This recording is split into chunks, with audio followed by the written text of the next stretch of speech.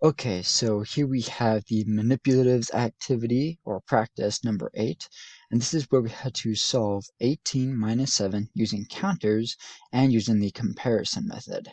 So here we have the original equation of 18 counters minus 7.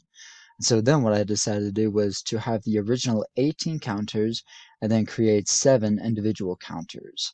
And I created it in a formula or equation, as you can see here. Then what I had to do was that I essentially subtracted or took away 7 from 7. And so I eliminated 7 counters from this group. And then I did the same for this group, eliminating 7 counters. And so the remaining counters that I had were 11 counters. And so over here I did the standard algorithm to show 18 minus 7, and that is 11.